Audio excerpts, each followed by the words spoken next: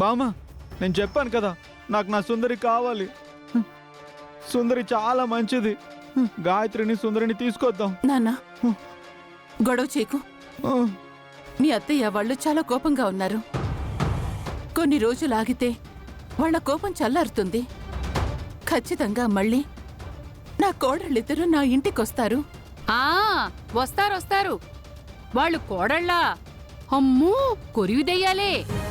వచ్చి మన నెత్తిని కూర్చుని తాండవం చేస్తారు. మరి లేకపోతే ఏంటక్కా? ఓ పక్కనేమో బాలాని హంతకుడని చెప్పి జైల్లో పెట్టించారు. లేనిపోని నిందలన్నీ వేసి కూతురు తీసుకుని వెళ్ళిపోయింది. ఇక్కడితో శని వదిలిపోయిందని మర్చిపోవాలి కాని మళ్ళీ తీసుకొస్తానంటావా? వాసుకి, నోరు అదుపులో పెట్టుకుని మాట్లాడు. నీకు భార్యాభర్తల బంధం అంటే అంత లోకువైపోయిందా? నాకు ఎవరు ఎన్ని చెప్పినా వాళ్ళు నా కోడళ్ళు. ఒక పక్కన గాయత్రి ఇంటి వారసుణ్ణి మోస్తుంది.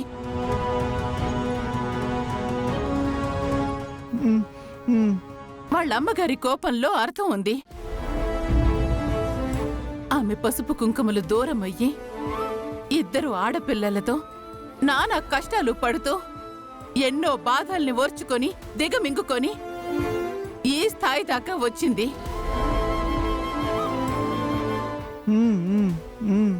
ఆమె భర్త మరణానికి కారణం బాల అవునో కాదో తెలీదు. కానీ ఈ సమస్యలన్నిటికీ పరిష్కారం కావాలంటే కొంత సమయం మనం ఎదురు చూడాలి. పెద్దమ్మా, నువ్వంటుంది నిజమే.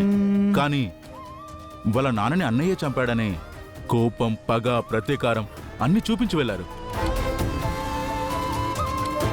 ఈరోజు కాకపోతే రేపైనా అన్నయ్యని మర్డర్ కేసులో అరెస్ట్ చేస్తే, శిక్ష వేస్తే అప్పుడు మనం ఏం చేయగలం? ఫణి, నువ్వు అనుకుంటున్నట్టు ఎప్పటికీ వదిన అన్నయ్య విషయంలో అలా చేయదు. అనంత్, మా అత్తయ్యకి కోపం ఉంది, నేను కాదనట్లేదు. గాయత్రి కూడా తొందరపడింది. ఎందుకంటే ముందు నుంచి గాయత్రిది దూకుడు స్వభావమే. కానీ వదిన అలాంటిది కాదు. ఇంకో విషయం కూడా మీకు తెలియాలి. అన్నయ్యని అత్తయ్య అరెస్ట్ చేయించింది నిజమే, కానీ అదెప్పుడు? వదినకి భర్త అన్నయ్య అని తెలియకముందు. అది గుర్తుపెట్టుకోండి. అలా మాట్లాడతావేంట్రా? లేకపోతే ఏంటి? ఏంట్రా ఏం మాట్లాడుతున్నావు? రేయ్, మీ గొడవ ఆపండ్రా. అవును బామ్మ, ఆనంద్ చెప్పింది కరెక్టే. ఎదుగో వీళ్ళే దొంగలు. సుందరి, గాయత్రి మంచోళ్లే. ఏంట్రా మమ్మల్ని దొంగలంటున్నావా? అవును, మీరే దొంగలు. బాబాయ్ కళ్ళజోడు దొంగ, పనిగాడు దొంగ. అమ్మో, ఇదిగో ఈ ఊరోసి ఉంది, తను ఇంకా పెద్ద దొంగ. అనంతు, నాకు నా సుందరి కావాలి, నువ్వు తీసుకురారా. సుందరి వస్తే నాతో కలిసిపోతుంది. నన్నేమన్నది తెలుసా? కన్నయ్య,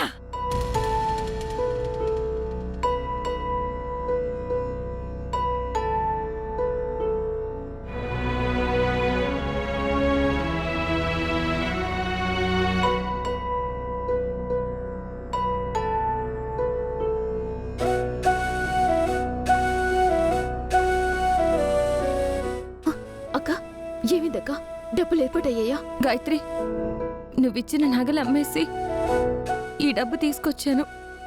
1,50,000 దాకా వచ్చాయి. మిగిలిన డబ్బుల గురించి తర్వాత ఆలోచిద్దాం. ముందు మనం డాక్టర్ని కలుద్దాం.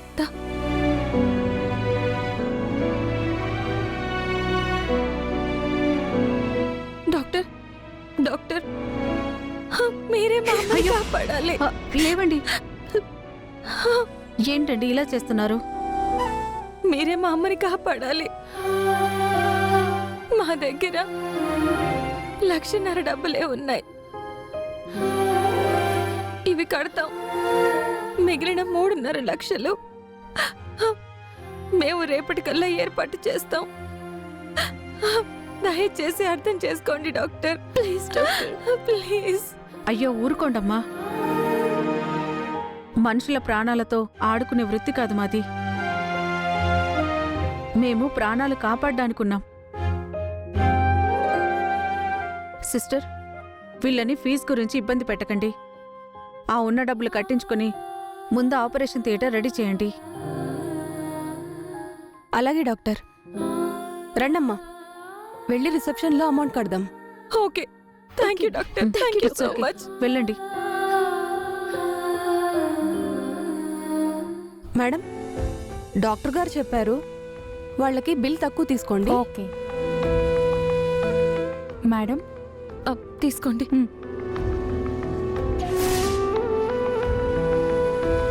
మేడం, మీ అమ్మగారికి బ్లడ్ క్యాన్సర్ అండి? అవునండి. అయ్యో పాపం, ఈ విషయం అనంత్ గారికి చెప్పాలి.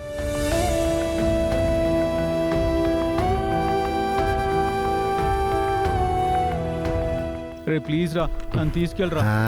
నేనేం చెయ్యను రా, సైలెంట్ గా ఉంటాను రా. ఏడుపులు పెడబబ్బలు. నువ్వే కళ్ళజోడు దొంగ.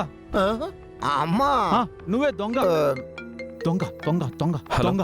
సార్, ఇక్కడ త్రిపుర గాయత్రిని చూశాను. వాళ్ళ అమ్మకి బ్లడ్ క్యాన్సర్ అంట సార్. వాట్? హాస్పిటల్లో ఉన్నారు. నేను ఇప్పుడే బయలుదేరుతున్నాను. ఏ హాస్పిటల్? KL hospital sir. వెంటనే బయలుదేరుతున్నాను. అలాగే సార్. నానమ్మ, గాయత్రి వాళ్ళ అమ్మగారికి బ్లడ్ క్యాన్సర్ అంట. వెంటనే ట్రీట్మెంట్ చేయించాలంట. వాళ్ళ దగ్గర డబ్బులు కూడా లేవు. అయ్యో, మా పెద్దమ్మకి ఇన్ని కష్టాలు చుట్టుముట్టాయా?